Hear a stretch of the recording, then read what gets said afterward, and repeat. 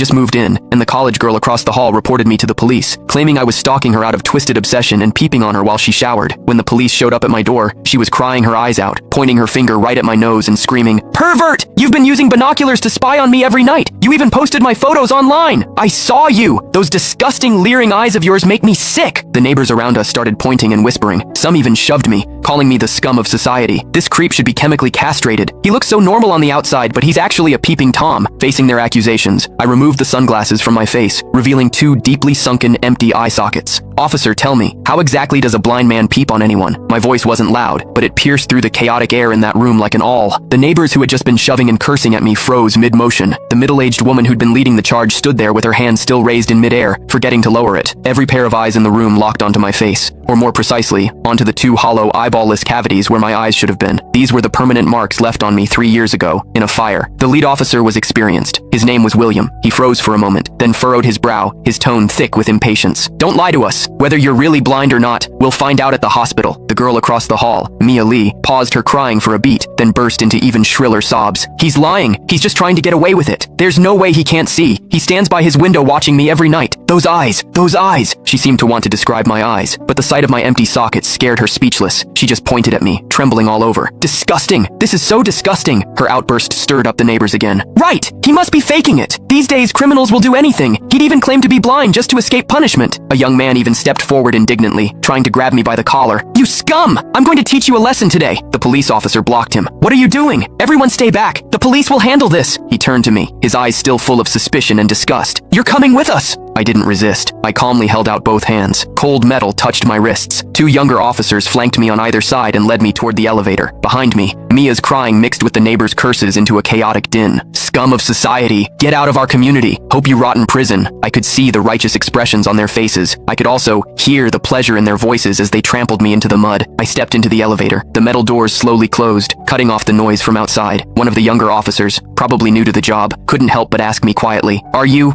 really blind?" I tugged at the corner of my mouth but didn't answer. The other officer patted his shoulder, signaling him to keep quiet, but I knew that in their minds, the scales had already tipped completely in favor of that tearful young girl. After all, it was a young, pretty, pitiful college student on one side, and on the other, a suspicious man living alone, wearing sunglasses. In their eyes, it was crystal clear who was the victim and who was the perpetrator. What they didn't know was this: sometimes, what the eyes see is the biggest lie of all, and I, a blind man, had seen something that none of them had. For instance, when Mia accused me, her heartbeat was steady, without a single ripple of genuine emotion. The interrogation room at the police station was harshly lit by fluorescent lights, and the air smelled faintly of mildew. I sat on a cold metal chair. Across from me were William and a female officer. Click the link on the homepage to watch the full follow-up for free.